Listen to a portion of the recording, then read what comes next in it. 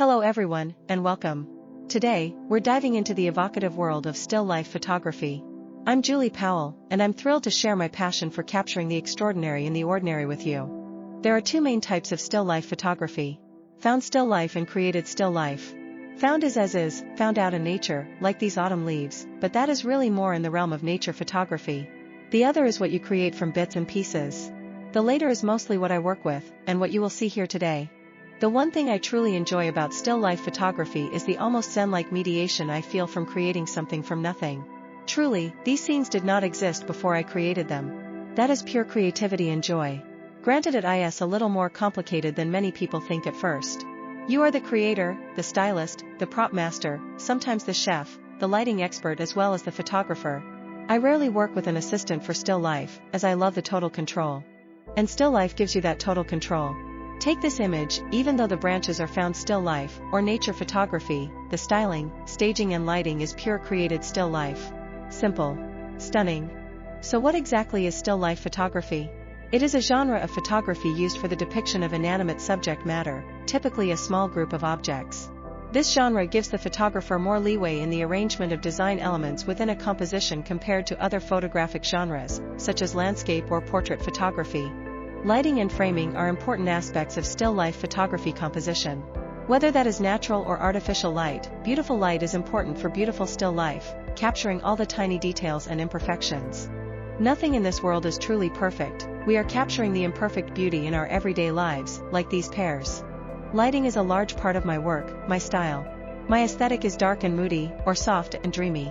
Similar in some ways, but oh so totally different to capture. And it's what we are going to take a look at today. Popular still life images include groups of flowers, food, often with a desk or table space. But still life photography is not limited to just those categories. Typically, still lifes are not shot up close to the subject nor too far away, but at a very medium distance. Still capturing all those lovely details.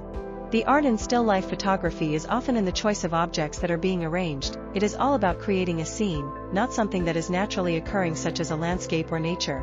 Still life is also about capturing stills of our everyday lives. Frequently telling a story with the scene, that beauty can be found in the mundane. Still life is not always just about capturing beauty, but the details as well, capturing a piece of history. A tiny time capsule of our lives. So it's time to bring still life back into the light, no longer just realm of stuffy paintings of the 1600s. Still life can be edgy and exciting and accessible. The digital age has made photography more affordable and more accessible to everyone. Once thought just the genre for pretty pictures for house and garden magazines, still life has taken on a life of its own and spawned many subgenres.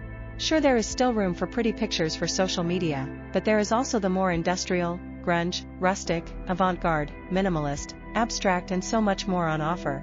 It doesn't matter what genre I shoot, I am known to two distinct styles. Dark and moody. Soft and dreamy. Beautiful light means beautiful images. The secret really is light, or in my case the lack of it.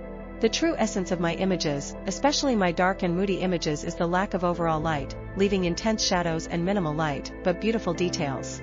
I love to capture the perfectly imperfect details on food and vintage wear. Many people are often surprised at how little light there is in my home studio. I usually use the available natural light from my single window. But I do also use artificial lights. I have large studio strobes, but for still life I prefer to use my LED light banks, which can be adjusted as required.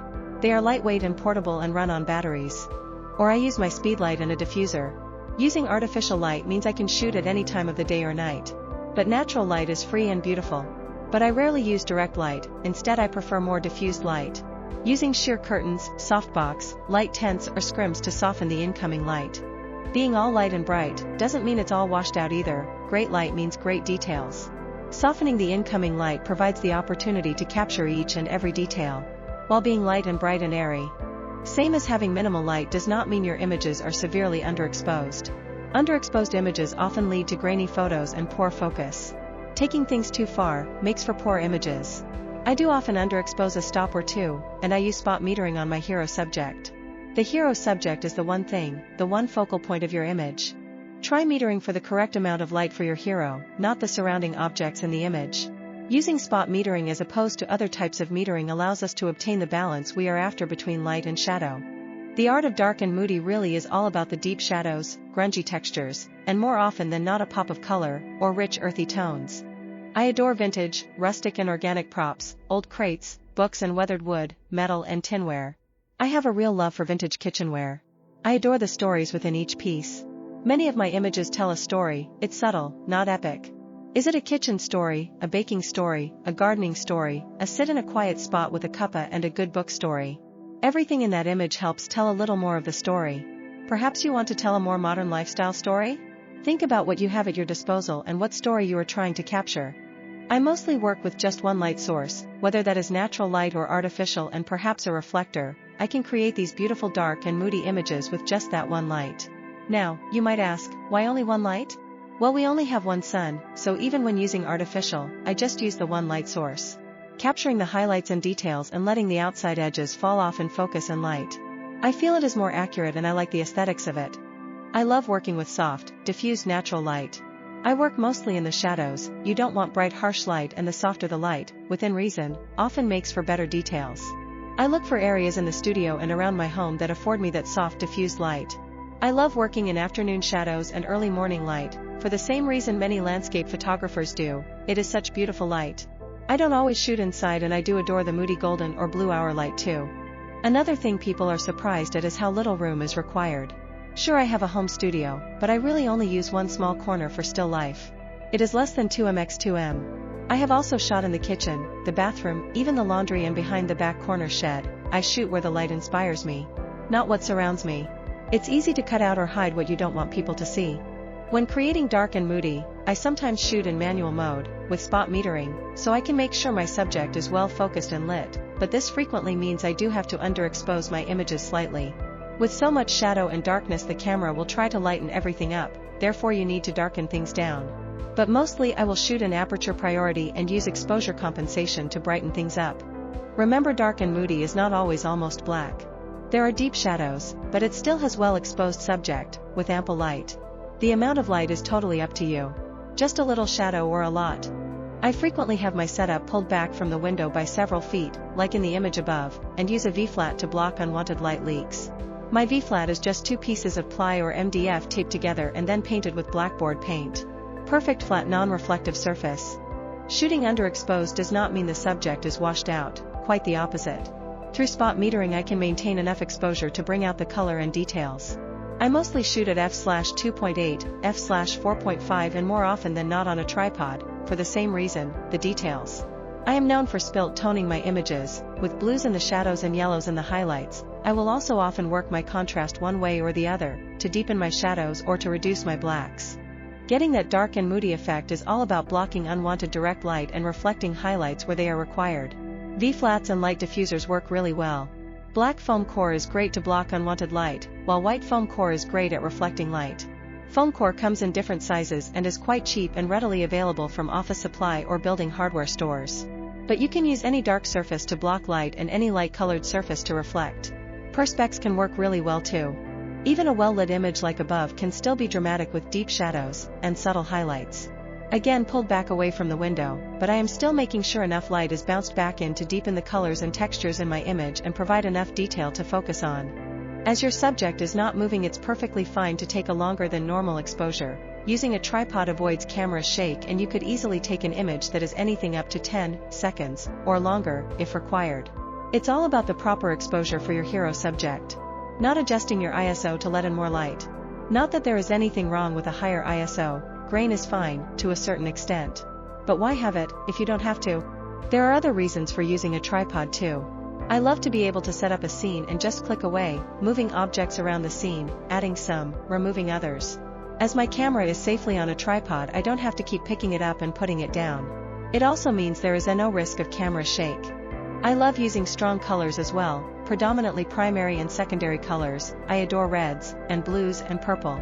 Most of my images have a slight blue tone to them, especially in the shadows. I am not above adding a texture or two in post if I feel it requires a little something extra. I may use strong pops of color here and there, but just as often, I also undersaturate my images too. Soft neutral palettes can be so beautiful, all elements working together to produce a lovely mix of tones. Now let's look at some soft and dreamy. In some regards, soft and dreamy is the exact opposite of dark and moody. Look for lovely soft hazy light, flat shadows, and I frequently still have that pop of color. I also love to use sidelight or backlight, or even shoot directly into the backlight. It is everything dark and moody isn't, but just as tricky to get right. Still shooting on AP mode with exposure compensation and use spot metering, or using manual mode if you prefer, as the camera this time will try and underexpose your images as they are so light and bright. So you often have to push the exposure a stop or two to get your subject well lit. This time overexposing your images. I frequently look for stories within my images. What does the lighting, the background, the props tell you in an image? Is there a story there? Often the props can tell you the origin of the story, the textures used, it can denote if it is homemade or professional quality, old world charm or modern and clean. It's all about the overall story. Look for items that work together to tell that story. Look for props that can tell a story. Sometimes the story is as simple as spring, sometimes it's a little more complex. I work with a lot of food in my still life. Food is a daily occurrence and still life is all about capturing those moments of life. A simple plate of cookies and a glass of milk can trigger a reaction, a childhood memory. It can trigger smells and feelings of warmth and home. Simple staples many of us have grown up with and use in our own homes. Did you ever bake cookies with your kids, or your mom, or dad, your grandma? Still life can pull on the heartstrings, almost as much as a cute puppy and kitten photo. I am not above mixing flowers with food either. I love that pop of color and flowers are fabulous for that. I like looking for non-conventional compositions as well.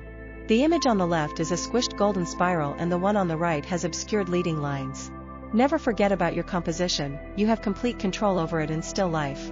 Look for different angles at which to capture your subject. There are so many options. Just like a landscape or a portrait, you are looking for the best angle for scope or the most flattering pose.